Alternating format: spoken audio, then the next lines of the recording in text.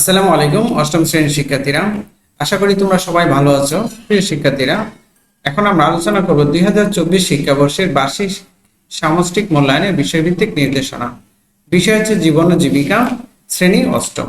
প্রিয় শিক্ষার্থীরা, আমরা অষ্টম শ্রেণীর জীবন ও জীবিকা বিষয়ের উপর যে সিলেবাসটা দেওয়া আছে, আমরা প্রথমেই সিলেবাসটা দেখে নিই। দেখো, 1 নম্বরে দেওয়া আছে আনন্দময় কাজের সন্ধানে, পৃষ্ঠা হচ্ছে 1 থেকে 20। 2 হচ্ছে আর্থিক সেবা ও সুযোগের সাথে পরিচয়, পৃষ্ঠা 80 থেকে 102। 3 কি আছে আমার মাঝে, পৃষ্ঠা 103 থেকে 122 পৃষ্ঠা পর্যন্ত। 4 আছে স্কিল কোর্স 1 ইকোট্যুর গাইডিং, 123 থেকে 135 পৃষ্ঠা। 5 আছে skill course 2 care giving 2, page number হচ্ছে 134 থেকে 162 পৃষ্ঠা পর্যন্ত। প্রিয় শিক্ষার্থীরা, এই হচ্ছে আমাদের সিলেবাস।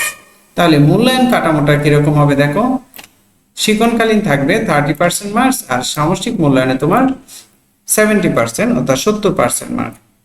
প্রিয় শিক্ষার্থীরা, তাহলে শিক্ষণকালীন মূল্যায়নের মধ্যে কি কি থাকবে, তোমাকে একটা অ্যাসাইনমেন্ট অথবা ব্যবহারিক কাজ থাকবে, সেটার নাম্বার হচ্ছে 10। দেখো, অ্যাসাইনমেন্ট পাঠ্যপুস্তকের পৃষ্ঠা 10, 118, 142, 154-তে দেওয়া একক কাজ, আর ব্যবহারিক কাজ হচ্ছে পাঠ্যপুস্তকের পৃষ্ঠা 120, 133-এর ক, আর কত 155। ওকে, তারপরে আছে দেখো অনুসন্ধানমূলক কাজ, প্রকল্প প্রতিবেদন প্রস্তুত। ওকে, এই তিনটা থেকে একটা দিতে হবে, তোমার এর জন্য বরাদ্দকৃত নাম্বার হচ্ছে 10। দেখো, নমুনা দেওয়া আছে এখানে, প্রকল্প প্রজেক্ট পাঠ্যপুস্তকের পৃষ্ঠা 14 আর 160-তে দেওয়া আছে, আর অনুসন্ধানমূলক কাজ হচ্ছে 7 আর 10-এ। তারপরে দেওয়া আছে শ্রেণীর কাজ আছে, শ্রেণীর কাজের জন্য তুমি পাবে 10 নাম্বার। এতে আছে একক কাজ, দলগত কাজ, ছক পূরণ, বক্স পূরণ অথবা ফ্লোচার্ট অঙ্কন, এই হচ্ছে তোমার 30 নাম্বার। প্রিয় শিক্ষার্থীরা, তাহলে সামষ্টিক মূল্যায়নে প্রশ্নের ধারাটা কিরকম হয় আমরা এটা দেখে নমুনা প্রশ্নটা দেখব। তোমার থাকবে বহু নির্বাচনী প্রশ্ন 15টি থাকবে, 15টির উত্তর দিতে হবে, তোমার জন্য 15 নাম্বার বরাদ্দ আছে। তারপর এক কথায় প্রশ্ন হচ্ছে 10টি প্রশ্নের উত্তর দিতে হবে, প্রতিটি প্রশ্নের 10 থেকে তুমি 10 নাম্বার, এই তুমি 25 নাম্বার পেয়ে গেলা। তারপরে আছে দেখো সংক্ষিপ্ত উত্তর প্রশ্ন, তোমার থাকবে 10টি, মার্কস থাকবে প্রতিটার জন্য 2 করে, টোটাল মার্কস হচ্ছে 20। ওকে, তারপরে দেখো গ হচ্ছে রচনামূলক প্রশ্ন, দৃশ্যপট নির্ভর। এটা তোমাকে 5টি প্রশ্ন দিবে, 3টি প্রশ্নের উত্তর দিবে, তাহলে তুমি এখানে 3 5 15 নাম্বার পেয়ে যাবে। প্রিয় শিক্ষার্থীরা, ঘতে আছে রচনামূলক প্রশ্ন, এখানে কোনো দৃশ্যপট এটা হচ্ছে দৃশ্যপট নির্ভর, আর ক হচ্ছে দৃশ্যপট বিহীন, আর গ হচ্ছে কি দৃশ্যপট নির্ভর। আবার প্রতিটি দৃশ্যপটের বিপরীতে 2টি অংশ থাকবে, অর্থাৎ একটা প্রশ্নের ভিতরে 2টা প্রশ্ন থাকবে। 7টি প্রশ্ন দেওয়া থাকবে, তুমি 5টির উত্তর দিবে। দেখো 4 4 করে 8 নাম্বার পাবে একটি প্রশ্ন লিখলে। তারপর তোমার টোটাল মার্কস হবে কত, 40। এই হচ্ছে তোমার 100 নম্বরের পরীক্ষা দিবে, এই 100কে 70%-এ কনভার্ট করা হবে। প্রিয় শিক্ষার্থীরা, এবার চলো আমরা একটা নমুনা প্রশ্ন দেখে নিই, তাহলে আমাদের জন্য কি সহজ হবে।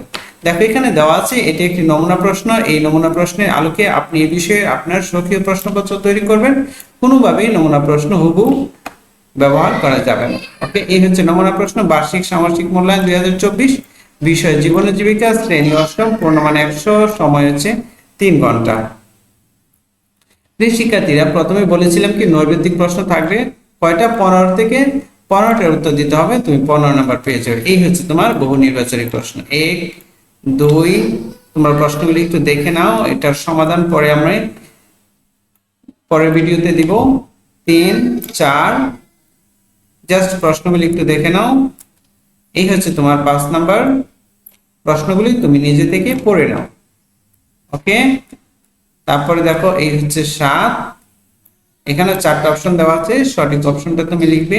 ঠিক একইভাবে এখানে দেওয়া আছে 8, এই হচ্ছে 9 10 11 12 13 14 15। ওকে প্রিয় শিক্ষার্থীরা, তাহলে তুমি কত 15টি নৈর্ব্যক্তিক প্রশ্ন বা বহু নির্বাচনী প্রশ্ন পেয়ে গেলে। এখন দেখো তোমার দেওয়া থাকবে এক কথায় উত্তর, প্রতিটি প্রশ্নের জন্য হচ্ছে 1 করে, তুমি পাবে 10 নাম্বার। দেখো 16 থেকে এখানে দেওয়া আছে 16 নম্বরে ক্যারোটিড পালস মানবদেহের কোথায় পাওয়া যায়।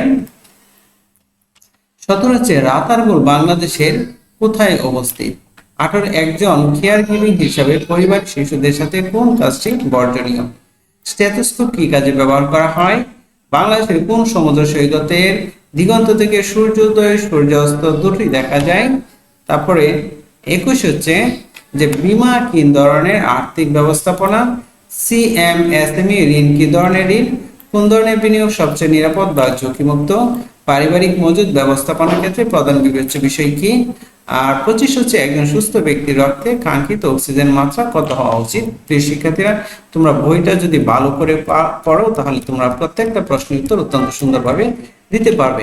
ওকে প্রিয় শিক্ষার্থীরা, খ বিভাগে আছে যে সংক্ষিপ্ত প্রশ্ন 2টা 10টা থাকবে, 2 নাম্বার করে, তুমি পেয়ে যাবে 20 নাম্বার।